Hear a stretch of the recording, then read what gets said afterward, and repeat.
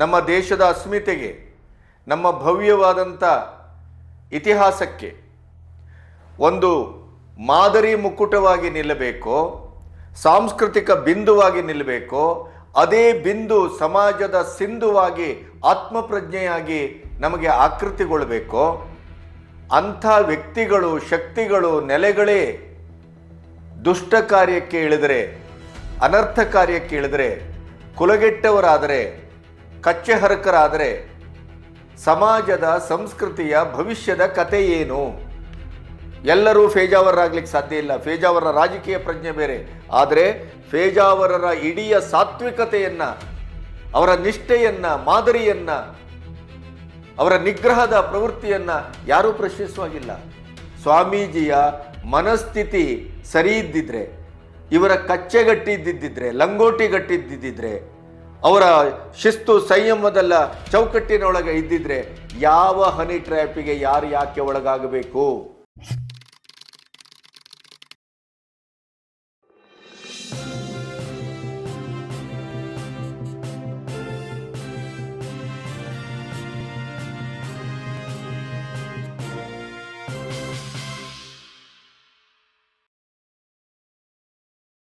ನಮಸ್ತೆ, ಬಿ ಗಣಪತಿ ಚಾನಲಿಗೆ ಸ್ವಾಗತ. ನಾನು ನಿರಂತರವಾಗಿ ಒಂದು ಮಾತನ್ನು ಹೇಳ್ತಾ ಬಂದಿದ್ದೇನೆ. ಬೇಲಿಯೇ ಎದ್ದು ಹೊಲಮೆಂದರೆ ಕೊನೆಗಿರುವ ಕಥೆಯಾದರೂ ಏನು? ಮನೆ ಹೊತ್ತಿ ಉರಿದರೆ ನಿಲ್ಲಬಹುದಯ್ಯ, ನೆಲ ಹೊತ್ತಿ ಉರಿದರೆ ನಿಲ್ಲಬಹುದೇ? ನಾವು ಈ ರೀತಿಯ ಮಾತುಗಳನ್ನು ಹೇಳುವ ಉದ್ದೇಶ ಏನು ಅಂತಂದರೆ, ಯಾರು ಈ ಸಂಸ್ಕೃತಿಗೆ, ಸಮಾಜಕ್ಕೆ, ಈ ಸನಾತನ ಧರ್ಮಕ್ಕೆ, ನಮ್ಮ ದೇಶದ ಅಸ್ಮಿತೆಗೆ, ನಮ್ಮ ಭವ್ಯವಾದಂಥ ಇತಿಹಾಸಕ್ಕೆ ಒಂದು ಮಾದರಿ ಮುಕ್ಕುಟವಾಗಿ ನಿಲ್ಲಬೇಕೋ, ಸಾಂಸ್ಕೃತಿಕ ಬಿಂದುವಾಗಿ ನಿಲ್ಲಬೇಕೋ, ಅದೇ ಬಿಂದು ಸಮಾಜದ ಸಿಂಧುವಾಗಿ ಆತ್ಮಪ್ರಜ್ಞೆಯಾಗಿ ನಮಗೆ ಆಕೃತಿಗೊಳ್ಳಬೇಕೋ, ಅಂಥ ವ್ಯಕ್ತಿಗಳು, ಶಕ್ತಿಗಳು, ನೆಲೆಗಳೇ ದುಷ್ಟ ಕಾರ್ಯಕ್ಕೆ ಇಳಿದರೆ, ಅನರ್ಥ ಕಾರ್ಯಕ್ಕೆ ಇಳಿದರೆ, ಕುಲಗೆಟ್ಟವರಾದರೆ, ಕಚ್ಚೆಹರಕರಾದರೆ ಸಮಾಜದ ಸಂಸ್ಕೃತಿಯ ಭವಿಷ್ಯದ ಕತೆ ಏನು? ನಾವು ಮೇಲ್ಮುಖ ಮಾಡಿ ಉಗಿದ್ರೆ ನಮ್ಮ ಮುಖದ ಮೇಲೆ ಬೀಳುತ್ತೆ, ಸತ್ಯ ಅದು. ಆದರೆ ಅದನ್ನು ಎಷ್ಟು ದಿನ ಮುಚ್ಕೊಳ್ಳಿಕ್ಕೆ ಸಾಧ್ಯ? ಇತ್ತೀಚೆಗೆ ಮುರುಘಾ ಮಠದ ಸ್ವಾಮೀಜಿಗಳ ಕಾಮಪುರಾಣವನ್ನು ಮಕ್ಕಳ ಮೇಲೆ ತನ್ನ ಇಡೀದಾದಂಥ ಒಂದು ಸೆಕ್ಸಿನ ಸಾಮ್ರಾಜ್ಯವನ್ನು ಕಟ್ಟಿದ್ದನ್ನು ನಾವು ಕಂಡೆವು.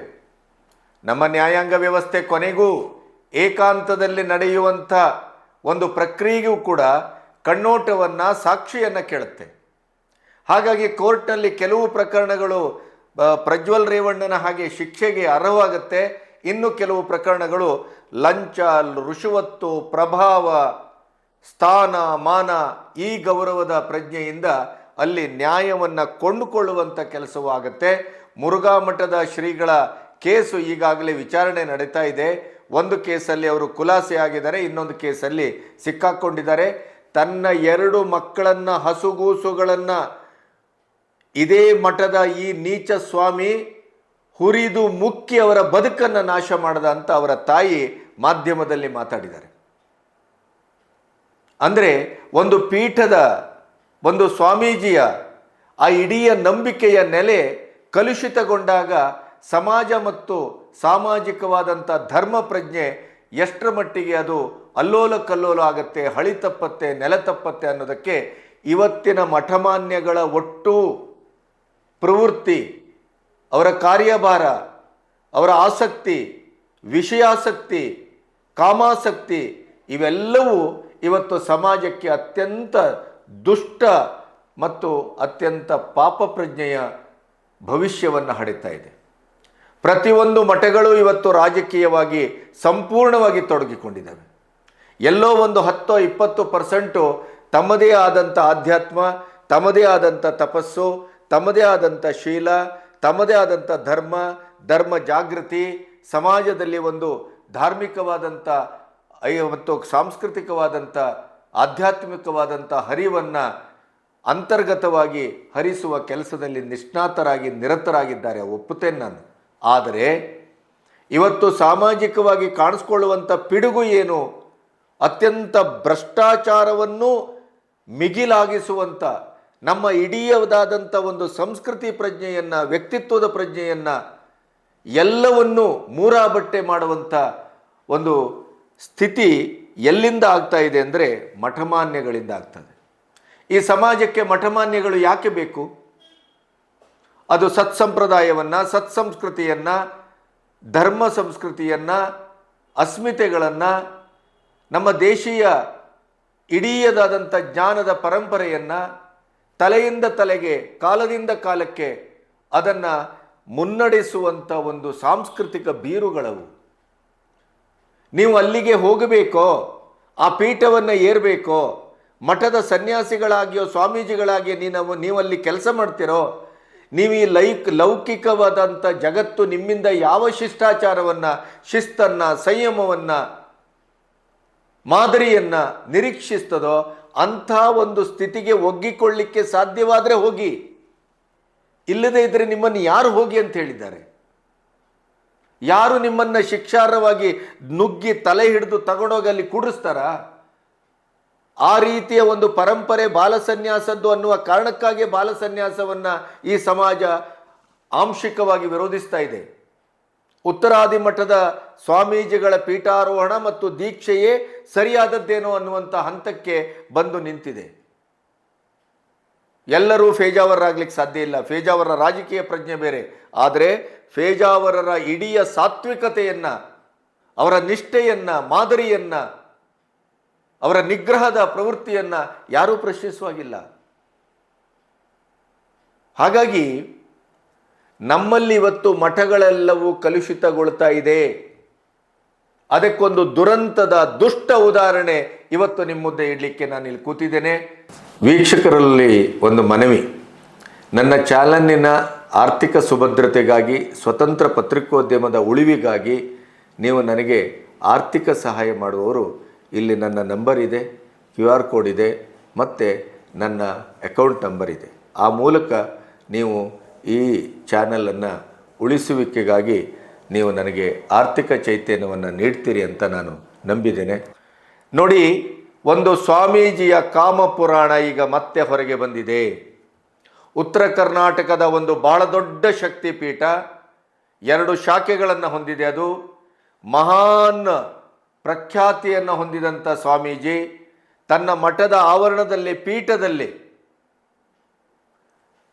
ಒಂದು ಹೆಣ್ಣುಮಗಳಿಂದ ಬಾಡಿ ಮಸಾಜನ್ನು ಮಾಡಿಸ್ಕೊಳ್ಳೋದು, ಮೈತಿಕ್ಕಿಸ್ಕೊಳ್ಳೋದು, ಅದರ ಜೊತೆ ಸಂಪೂರ್ಣ ಬೆತ್ತಲಾಗಿ ಸ್ನಾನವನ್ನು ಮಾಡಿಸ್ಕೊಳ್ಳುವಂಥ ಒಂದು ವಿಡಿಯೋ ವೈರಲ್ ಆಗಿದೆ. ಮಠ ಅಂದರೆ ಏನು, ಅದರ ಶಿಸ್ತು ಅಂದರೆ ಏನು, ಅದರ ಪರಂಪರೆ ಅಂದರೆ ಏನು, ಅದರ ಆವರಣ ಪ್ರಜ್ಞೆ ಅಂದರೆ ಏನು, ಅದು ಸಮಾಜಕ್ಕೆ ಯಾವ ರೀತಿಯಲ್ಲಿ ತೋರು ಬೆರಳಾಗಿರಬೇಕು ಅನ್ನುವ ಎಲ್ಲ ಶಿಷ್ಟಾಚಾರವನ್ನು, ಸಂಯಮವನ್ನು ಮೀರಿದಂಥ ಈ ದರಿದ್ರ ಸ್ವಾಮಿ ಮಠದ ಆವರಣಕ್ಕೆ ಹೆಣ್ಣುಮಗಳನ್ನು ಕರೆಸಿಕೊಂಡು, ಮಠದ ಆವರಣದಲ್ಲಿಯೇ, ಮಠದ ಒಳಗಡೆನೆ ತಾನು ಯಾವತ್ತು ಕೂತ್ಕೊಳ್ಳುವ ಪೀಠದಲ್ಲಿಯೇ ಮಸಾಜ್ ಮಾಡಿಸ್ಕೊಂಡು, ಬಾಡಿ ಮಸಾಜ್ ಮಾಡಿಸ್ಕೊಂಡು, ಲಜ್ಜೆ, ಮಾನ, ಮರ್ಯಾದೆ, ತಾನೊಬ್ಬ ಸ್ವಾಮೀಜಿ, ಈ ಸಮಾಜಕ್ಕೆ ನಾನು ಮಾದರಿಯಾಗಬೇಕಾದವನು, ಮಾರ್ಗದರ್ಶಿಯಾಗಬೇಕಾದವನು ಅನ್ನುವಂಥ ಎಲ್ಲ ಲೆಕ್ಕಾಚಾರಗಳನ್ನು, ಸೂಕ್ಷ್ಮತೆಯನ್ನು, ಶಿಷ್ಟಾಚಾರವನ್ನು ಕಳ್ಕೊಂಡಂಥ ಈ ದುಷ್ಟ ಸ್ವಾಮೀಜಿ ತನ್ನ ಕಾಮಾಸಕ್ತಿಯನ್ನು, ತನ್ನ ಕಾಮಾತುರತೆಯನ್ನು ಮಠದ ಒಳಗಡೆನೆ ತೀರಿಸಿಕೊಂಡಂಥ ಈ ವಿಡಿಯೋ ಈಗ ವೈರಲ್ ಆಗಿದೆ. ನಮ್ಮ ಗ್ಯಾರಂಟಿ ನ್ಯೂಸು ಅದನ್ನು ಸ್ಪಷ್ಟವಾಗಿ, ನೇರವಾಗಿ ಹೊರಹಾಕಿದೆ. ಅವರ ನ್ಯೂಸಿನ ಕೃಪೆಯಿಂದಲೇ ಅವರ ಕೆಲವು ತುಣುಕುಗಳನ್ನು ನಿಮ್ಮೆದುರಿಟ್ಟು, ಈ ಮಠಮಾನ್ಯಗಳು ಈ ರೀತಿಯ ಒಂದು ಕುಸಿತವನ್ನು ಕಂಡ್ರೆ ಸಾಂಸ್ಕೃತಿಕವಾಗಿ, ನೈತಿಕವಾಗಿ ಯಾವ ರೀತಿಯ ದುಷ್ಪರಿಣಾಮ ನಮ್ಮ ಮೇಲಾಗತ್ತೆ. ನಮ್ಮ ಮಠಗಳು ಇವತ್ತು ಏನು ಮಾಡಬೇಕಾಗಿತ್ತು? ಸಾಂಸ್ಕೃತಿಕ ಶಿಕ್ಷಣವನ್ನು ಕೊಡಬೇಕಾಗಿತ್ತು. ಆದರೆ ಅದು ಹಣ ಮಾಡುವ ದಂಧೆಗಿಳಿದಿದೆ. ಅದು ಶಿಕ್ಷಣ ಸಂಸ್ಥೆಯನ್ನು ಕಟ್ತದೆ, ಅದು ಬಡವರ ಪಾಲಿಗಲ್ಲ, ಸಮಾಜದ ಪಾಲಿಗಲ್ಲ. ಅದು ರಾಜಕಾರಣಿ ಮಕ್ಕಳಿಗೋ ಕಳ್ಳದುಡ್ಡು ಮಾಡುವಂಥ ಫಟಿಂಗರ ಮಕ್ಕಳಿಗೋ ದುಡ್ಡಿದ್ದವರ ಆಸ್ತಿಯಾಗಿದೆ ಇವತ್ತು. ಅದಕ್ಕಾಗಿ ಕನ್ನಡ ಶಾಲೆಗಳು ಇವತ್ತು ದಾರಿಯಲ್ಲಿ ಬಿದ್ದು ಒದ್ದಾಡ್ತಾ ಇವೆ. ಒಂದು ಕಡೆ ರಾಜಕಾರಣಿಗಳು ಶಿಕ್ಷಣದ ಹೆಸರಿನಲ್ಲಿ ದುಡ್ಡು ಮಾಡೋದು, ಇನ್ನೊಂದು ಕಡೆ ಸ್ವಾಮೀಜಿಗಳು ಶಿಕ್ಷಣದ ಹೆಸರಿನಲ್ಲಿ ದುಡ್ಡು ಮಾಡುವ ದಂಧೆಗಿಳಿದ ಪರಿಣಾಮ ಇವತ್ತು ಶಿಕ್ಷಣ ಕೂಡ ದುಬಾರಿಯಾಗಿದೆ, ಕೊಂಡುಕೊಳ್ಳಬೇಕಾಗಿದೆ. ಅಂಥ ಮಠಗಳು ಇವತ್ತು ಕೊನೆಗೂ ಏನು ಮಾಡ್ತಾ ಇವೆ? ಹಣ, ಅಂತಸ್ಸು, ರಾಜಕೀಯ ಇವೆಲ್ಲವೂ ಬಂದ ಮೇಲೆ ತಿಂದು ತಿಂದು ಕೊಬ್ಬಿದ ಮೇಲೆ ಅವರ ಐಷಾರಾಮಿ ಚೇರ್ಗಳನ್ನು ನೋಡಿ, ಪೀಠಗಳನ್ನು ನೋಡಿ, ಅವರ ಕಾರುಗಳನ್ನು ನೋಡಿ, ಕಾಲುಗಳಲ್ಲಿ ನಡೆಯಬೇಕಾಗಿತ್ತು ಸ್ವಾಮೀಜಿಗಳು. ಆದರೆ ಅವರು ಯಾವ ರೀತಿ ಇದ್ದಾರೆ ಇವತ್ತು? ಸ್ವಂತ ಕೆಲವು ಸ್ವಾಮೀಜಿಗಳು ಭಾರತದಾದ್ಯಂತ ನೀವು ಗಮನಿಸಿದರೆ ಕೆಲವರು ಪ್ರೈವೇಟ್ ಜೆಟ್ಟನ್ನು ಇಟ್ಕೊಂಡಿದ್ದಾರೆ, ಹೆಲಿಕಾಪ್ಟರ್ನ ಇಟ್ಕೊಂಡಿದ್ದಾರೆ. ಅವರ ಐಷಾರಾಮಿ ಜೀವನವನ್ನು ಗಮನಿಸ್ಬಿಟ್ರೆ ದುಡಿದು ತಿನ್ನುವ ಪ್ರತಿಯೊಬ್ಬನೂ ಸ್ವಾಮೀಜಿಗಳಾಗಿ ನಾವು ಪೀಠ ಏರ್ಬಿಡೋಣ ಅಂತ ಅನಿಸ್ತದೆ. ಇಂಥ ಒಂದು ಪರಿಸ್ಥಿತಿಯಲ್ಲಿ ನೈತಿಕತೆಯನ್ನಾದರೂ ಸರಿ ಇಟ್ಕೊಂಡಿದ್ದಾರೆಯೇ ಅಂತ ನೋಡಿದರೆ ದಿನದಿಂದ ದಿನಕ್ಕೆ ಮಠಮಾನ್ಯಗಳ ಸ್ವಾಮೀಜಿಗಳ ನೈತಿಕತೆ ಕುಸಿತಾ ಇದೆ. ಹಾಗಾದರೆ ಈ ಸ್ವಾಮೀಜಿ ಯಾರು? ಈ ಮಠ ಎಲ್ಲಿಯದು? ಇದರ ಕಥೆ ಏನು? ಇವೆಲ್ಲವನ್ನು ಒಂದೊಂದಾಗಿ ಬಿಡಿಸ್ತಾ ಹೋದಾಗ ಸ್ವಾಮೀಜಿಯನ್ನು ಟ್ರ್ಯಾಪ್ ಮಾಡಿದ್ದಾರೆ ಅಂತಲೂ ಬರ್ತಾ ಇದೆ. ಒಂದು ಗ್ಯಾಂಗು ಸ್ವಾಮೀಜಿಯನ್ನು ಹನಿ ಟ್ರ್ಯಾಪ್ ಮಾಡಿದ್ದಾರೆ ಅನ್ನೋದಕ್ಕೂ ಇವತ್ತು ದಾಖಲೆ ಸಿಗ್ತಾ ಇದೆ. ಆದರೆ ಹನಿ ಟ್ರ್ಯಾಪಿಗೆ ಒಳಗಾಗುವ ಈ ಸ್ವಾಮೀಜಿಯ ಮನಸ್ಥಿತಿ ಸರಿ ಇದ್ದಿದ್ರೆ, ಇವರ ಕಚ್ಚೆಗಟ್ಟಿದ್ದಿದ್ದರೆ, ಲಂಗೋಟಿಗಟ್ಟಿದ್ದಿದ್ದರೆ, ಅವರ ಶಿಸ್ತು ಸಂಯಮದಲ್ಲ ಚೌಕಟ್ಟಿನೊಳಗೆ ಇದ್ದಿದ್ರೆ ಯಾವ ಹನಿ ಟ್ರ್ಯಾಪಿಗೆ ಯಾರು ಯಾಕೆ ಒಳಗಾಗಬೇಕು ಹೇಳಿ? ಇಂಥ ಒಂದು ದುಷ್ಟ ಸ್ವಾಮೀಜಿ ಇಡೀ ಮಠದ ಸಂಸ್ಕೃತಿಗೆ, ಸ್ವಾಮಿ ಸಂತರ ಸಂಸ್ಕೃತಿಗೆ ಅವಮಾನಕಾರಕವಾದಂಥ ಇತಿಹಾಸವನ್ನು ರಚಿಸ್ತಾರೆ. ಮುರುಘಾ ಮಠದ ಥರ ಹಲವಾರು ಮಠದ ಸ್ವಾಮೀಜಿಗಳ ಬಗ್ಗೆ ಈಗ ಕೇಸಿದೆ. ಎಲ್ಲ ರಾಜಕಾರಣಿಗಳ ಬಗ್ಗೆಯೂ ಒಂದೊಂದು CD, ವಿಡಿಯೋ ಇಂಥದ್ದು ಇರುವ ಹಿನ್ನೆಲೆಯಲ್ಲಿ ಸ್ವಾಮೀಜಿಗಳು ಇದರಲ್ಲಿ 80%ಕ್ಕೂ ಹೆಚ್ಚು ಸೇರ್ಕೊಂಡಿದ್ದಾರೆ ಅನ್ನೋದು ಈ ಸಮಾಜದ ಮಹಾ ದುರಂತ. ಇದು ನೋಡಿ, ಧಾರವಾಡದ ಶಿವಾನಂದ ಮಠದ ಸರಸ್ವತಿ ಸ್ವಾಮೀಜಿಯ ಕಾಮಪುರಾಣ ಇದು. ಧಾರವಾಡ ತಾಲೂಕು ಕವಲಗೇರಿ ಗ್ರಾಮ. ಈ ಮಠದ್ದು 2 ಶಾಖೆಗಳಿದೆ. ಒಂದು ಹಾವೇರಿಯಲ್ಲಿದೆ, ಆದರೆ ಹಾವೇರಿಕ್ಕಿಂತ ಕವಲಗೇರಿಯಲ್ಲಿರುವಂಥ ಈ ಶಿವಾನಂದ ಮಠ ಬಹಳ ಪ್ರಖ್ಯಾತಿಯನ್ನು ಹೊಂದಿದೆ. ಆ ಇಡೀ ಗ್ರಾಮದ ಜನ ಯಾವತ್ತು ಈ ವಿಡಿಯೋ ಹೊರಗೆ ಬಂತೋ ಶಾಪ ಹಾಕ್ತಾ ಇದ್ದಾರೆ, ಚೀಮಾರಿ ಹಾಕ್ತಾ ಇದ್ದಾರೆ, ಕ್ಯಾಕರಿಸಿ ಉಗಿತಾ ಇದ್ದಾರೆ. ಸಮಾಜದಲ್ಲಿ ಒಂದು ಜಾಗೃತಿ ಆಗಿದೆ. ಸ್ವಾಮೀಜಿ ಅನ್ನುವವನು ಸ್ವಾಮೀಜಿ ಆಗಿದ್ದರೆ ಸರಿ, ಇಲ್ಲದೆ ಇದ್ದರೆ ಗಂಟು ಮೂಟೆ ಕಟ್ಕೊಂಡು ಹೊರಡಾಚೆ ಅನ್ನುವಷ್ಟು ಒಂದು ಸ್ಥಿಮಿತತೆಗೆ, ಜಾಗೃತಿಗೆ ಸಮಾಜ ಬಂದಿದೆ. ನೋಡಿ, ಈ ಸ್ವಾಮೀಜಿ ಬಹಳಷ್ಟು ಜನಪ್ರಿಯತೆಯನ್ನು ಹೊಂದದಂಥ ಸ್ವಾಮೀಜಿ. ಇವರ ಈ ಶಿಷ್ಯವರ್ಗ ಬಹಳ ದೊಡ್ಡದಿದೆ. ಆದರೆ ಈ ಸ್ವಾಮೀಜಿ ಒಂದು ಯುವತಿಯನ್ನು ಮಠಕ್ಕೆ ಕರೆಸ್ಕೊಂಡು ಪೀಠದಲ್ಲಿ ಒಂದು ಮಸಾಜು, ಅದೇ ಬೆತ್ತಲೆಯಾಗಿ ಮಾನ ಮರ್ಯಾದೆ, ತಾನೊಬ್ಬ ಸ್ವಾಮೀಜಿ ಅನ್ನುವಂಥ ಕನಿಷ್ಠ ಮಟ್ಟದ ಒಂದು ಪ್ರಜ್ಞೆಯನ್ನು ಕಳ್ಕೊಂಡು ಸ್ವಾಮೀಜಿ ಈ ಹೆಣ್ಣು ಮಕ್ಕಳೊಟ್ಟಿಗೆ ಸ್ನಾನ ಮಾಡಿಸ್ಕೊಳ್ಳುವಂಥ ವಿಡಿಯೋ ಕೂಡ ವೈರಲ್ ಆಗಿದೆ. ಗ್ಯಾರಂಟಿ ನ್ಯೂಸಿನಲ್ಲಿ ಬಂದಂಥ ವಿಡಿಯೋ ಅದು. ಅದರ ತುಣುಕುಗಳನ್ನು ನಿಮಗೆ ತೋರಿಸ್ತೇವೆ, ನೋಡಿ.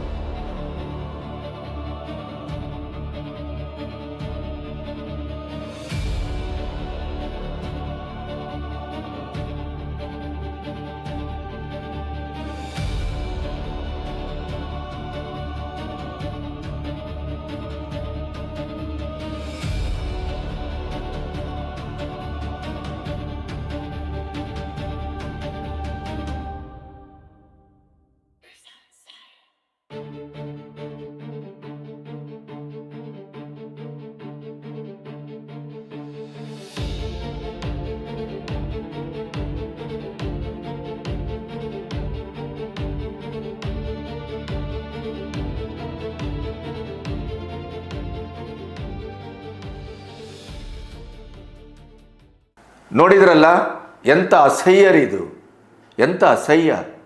ಕಾಮಕ್ರೋಧ ಮದ ಮತ್ಸರ ಮನುಷ್ಯನಿಗಿರದೆ ಮರಕ್ಕಿರುವುದಿಲ್ಲ. ಆದರೆ ಅದು ಎಲ್ಲಿ, ಯಾರು, ಹೇಗೆ? ಒಬ್ಬ ಶಿಕ್ಷಕನಾಗಿದ್ದವನು ಹೇಗಿರಬೇಕು, ಪ್ರಧಾನಿ ಆಗಿದ್ದವನು ಹೇಗಿರಬೇಕು, ಮುಖ್ಯಮಂತ್ರಿ ಆಗಿದ್ದವನು ಹೇಗಿರಬೇಕು, ಹಾಗೆಯೇ ಮಠಮಾನ್ಯಗಳು ಹೇಗಿರಬೇಕು, ಸ್ವಾಮೀಜಿಗಳು ಹೇಗಿರಬೇಕು, ಪತ್ರಕರ್ತ ಹೇಗಿರಬೇಕು, ಇನ್ನೊಬ್ಬರಿಗೆ ಬುದ್ಧಿ ಹೇಳುವಂಥ ಒಬ್ಬ ಜ್ಞಾನಿ ಹೇಗಿರಬೇಕು, ಈ ಥರದ್ದೆಲ್ಲ ಒಂದು ಶಿಷ್ಟಾಚಾರ ಅಂತ ಇದೆಯಲ್ಲ, ಅದೆಲ್ಲ ಶಿಷ್ಟಾಚಾರದ ಒಂದು ಧ್ರುವೀಕರಣವೇ ಸಮಾಜ ತಾನೇ. ಸಮಾಜದಲ್ಲೆಲ್ಲರೂ ರೌಡಿಗಳಾಗ್ಬಿಟ್ರೆ, ಸಮಾಜದಲ್ಲಿ ಎಲ್ಲರೂ ಪ್ರಜ್ವಲ್ ರೇವಣ್ಣ ಆಗ್ಬಿಟ್ರೆ, ಹಾಗೆ ಮಠದ ಸ್ವಾಮೀಜಿಗಳು ಈ ಸಮಾಜದಲ್ಲಿ ಇರುವವರು ಎಲ್ಲರ ಹಾಗೆ ನಮಗೂ ಕಾಮ ಇದೆ, ಮೋಹ ಇದೆ, ಮದ ಇದೆ, ಮತ್ಸರ ಇದೆ ಅಂದರೆ ಪಟ್ಟಿಂಗ ನನ್ನ ಮಗನೇ ನೀನು ಯಾಕಲ್ಲೋ ಕೂತಿ ಅಂತ ಕೇಳುತ್ತೆ ಸಮಾಜ. ಕೆಳಗೆ ಬಾ. ನೋಡಿ, ಮಠದ ಸ್ವಾಮೀಜಿಯಾಗಿಯೂ ಕೂಡ ಶಿಷ್ಟತೆಯನ್ನು, ಸಭ್ಯತೆಯನ್ನು, ಸಂಸ್ಕೃತಿಯನ್ನು ಹೇಗೆ ರಕ್ಷಿಸಬೇಕು, ಅದರ ಮಧ್ಯೆಯೂ ತನ್ನ ಕಾಮ ಕ್ರೋಧ ಮದ ಮತ್ಸರವನ್ನು ಗೆಲ್ಲಲಾರದೆ ನಾನು ಸಮಾಜದ ಭಾಗಿಯಾಗಿ, ಸಂಸಾರಿಯಾಗಿ ಬದುಕಬೇಕು ಹೇಗೆ ಅನ್ನೋದಕ್ಕೆ ಸುಬ್ರಹ್ಮಣ್ಯ ಸ್ವಾಮೀಜಿಗಳು ಬಹಳ ದೊಡ್ಡ ಉದಾಹರಣೆ. ಮಠಕ್ಕೆ ಅವರು ಅವಮಾನ ಮಾಡಿಲ್ಲ, ಪೀಠಕ್ಕೆ ಅವಮಾನ ಮಾಡಿಲ್ಲ, ಪೀಠ ಸಂಸ್ಕೃತಿಗೆ ಅವಮಾನ ಮಾಡಿಲ್ಲ. ನನಗೆ ಅಲ್ಲಿ ಕೂತ್ಕೊಳ್ಳುವಷ್ಟು ದಿನ ಕೂತ್ಕೊಂಡೆ, ನಂತರ ನನಗೆ ಆಗಿಲ್ಲ, ನಾನು ಸಂಸಾರಿ ಆಗಬೇಕು, ನಾನು ಒಂದು ಹೆಣ್ಣನ್ನು ಪ್ರೀತಿಸ್ತಾ ಇದ್ದೇನೆ, ನಾನು ಮದುವೆ ಆಗ್ತೇನೆ, ನಾನು ಸಂಸಾರಿಯಾಗಿ ಸಭ್ಯನಾಗಿ ಬದುಕ್ತೇನೆ. ಎಸ್, ಇವತ್ತು ಗಾನ ಗಂಧರ್ವರಾಗಿ, ಸಂಸಾರಸ್ಥರಾಗಿ, ಮಕ್ಕಳ ತಂದೆಯಾಗಿ ಈ ಸಮಾಜಕ್ಕೆ ಇವತ್ತಿಗೂ ಸತ್ಯ ಹೇಳ್ತೇನೆ, ಇಂಥ ದರಿದ್ರ ಕೊಚ್ಚೆಯಲ್ಲಿ ಮುಳುಗೇಳ್ತಾ ಇರುವಂಥ ಈ ಕಾಮ ಪಿಪಾಸು ಸ್ವಾಮೀಜಿಗಳಕ್ಕಿಂತ ನಮ್ಮ ಸುಬ್ರಹ್ಮಣ್ಯ ಸ್ವಾಮೀಜಿಗಳು ಪೀಠತ್ಯಾಗ ಮಾಡಿದ್ರಲ್ಲ, ಅವರು ಅತ್ಯಂತ ಸಭ್ಯರಾಗಿದ್ದಾರೆ. ನನ್ನ ಗೆಳೆಯ ಗಿರೀಶ್ ನಾಗರಾಜ್ ಅವರು ಮಾಡಿದಂಥ ಹರಿದಾಸರ ದಿನಚರಿಯಲ್ಲಿ ಅವರು ಹರಿದಾಸರ ಪಾತ್ರಧಾರಿಯಾಗಿ ಇವತ್ತು ಇಡೀ ಜಗತ್ತನ್ನು ಗೆದ್ರವರು. ಹಾಗಿರ್ಬೇಕ್ರಿ ಬದುಕು. ಇದೆಂಥ ದರಿದ್ರತನ ಇದು. ಯಾರೋ ಒಂದು ಗ್ಯಾಂಗ್ ಬರುತ್ತೆ, ಆ ಗ್ಯಾಂಗ್ ಇವರ ಮೇಲೆ ಹನಿ ಟ್ರ್ಯಾಪ್ ಮಾಡಿದೆ ಅನ್ನೋದು ಈಗ ಗ್ರಾಮೀಣ ಪೊಲೀಸ್ ಸ್ಟೇಷನ್ನಲ್ಲಿ ಅದು ಕೇಸ್ ದಾಖಲಾಗಿದೆ. ಒಂದು ಹೆಣ್ಣುಮಗಳನ್ನು ಇವರು ಎದುರು ಬಿಡ್ತಾರೆ. ಅವರು ಆ ಹೆಣ್ಣುಮಗಳ ಮೂಲಕ ಆ ಸ್ವಾಮೀಜಿಯನ್ನು ಸೆಳೆತಾರೆ. ಆಮೇಲೆ ಇವರು ಆ ಹೆಣ್ಣುಮಗಳು ಮಸಾಜ್ ಮಾಡೋದು, ಸ್ನಾನ ಮಾಡೋದನ್ನು ವಿಡಿಯೋ ಮಾಡಿಕೊಂಡು ಇವರನ್ನು ಹನಿ ಟ್ರ್ಯಾಪ್ ಮಾಡಿದೆ ಒಂದು ಗ್ಯಾಂಗು ಅನ್ನೋದು ಪ್ರಾಥಮಿಕ ತನಿಖೆಯಿಂದ ಗೊತ್ತಾಗಿದೆ. ಆಮೇಲೆ ಇವರು ಹನಿ ಟ್ರ್ಯಾಪ್ ಮಾಡಿದವರು ಸ್ವಾಮೀಜಿ ಹತ್ರ ಡೀಲ್ ಮಾಡ್ತಾರೆ. ನೋಡಿ, ನಿಮ್ಮ ವಿಡಿಯೋ ಇದೆ, ನಿಮ್ಮನ್ನು ಈ ವಿಡಿಯೋವನ್ನು ವೈರಲ್ ಮಾಡ್ತೇವೆ ನಾವು, ನೀವು ನಮಗೆ ಹಣ ಕೊಡಿ. 20 ಲಕ್ಷಕ್ಕೆ, ಅದು ಪ್ರಥಮ ಮಾತುಕತೆಯಲ್ಲಿ 20 ಲಕ್ಷ, ಆಮೇಲೆ ಸಂಧಾನದಲ್ಲಿ 10 ಲಕ್ಷ, 7 ಲಕ್ಷವನ್ನು ಈ ಶಿವಾನಂದ ಮಠದ ಈ ಸರಸ್ವತಿ ಸ್ವಾಮೀಜಿ ಕೊಟ್ಟು ಆಗಿದೆ. ಮತ್ತೆ 3 ಲಕ್ಷವನ್ನು ಅವರು ಡಿಮಾಂಡ್ ಮಾಡಿದ್ದಾರೆ, ಕೊಡಬೇಕಾದ ಹಣ. ಅದರ ಜೊತೆಗೆ ಮತ್ತೆ ಅವರು ಹಣದ ಡಿಮಾಂಡನ್ನು ಇಡುವ ಲಕ್ಷಣಗಳು ಕಾಣ್ತಾ ಇದ್ದಾಗ ಫ್ರಸ್ಟ್ರೇಷನ್ಗೊಳಗಾದಂಥ ಈ ಸರಸ್ವತಿ ಸ್ವಾಮೀಜಿ ಅನ್ನುವಂಥ ಕಾಮ ಪಿಪಾಸು ಏನು ಬೇಕಾದರೂ ಮಾಡ್ಕೊಳ್ಳಿ ಅಂತ ಹೇಳಿದ್ದಾರೆ. ಅವರು ಸೋಷಿಯಲ್ ಮೀಡಿಯಾದಲ್ಲಿ ಆ ವಿಡಿಯೋವನ್ನು ವೈರಲ್ ಮಾಡಿದ್ದಾರೆ. ಇದು ಕಥೆ.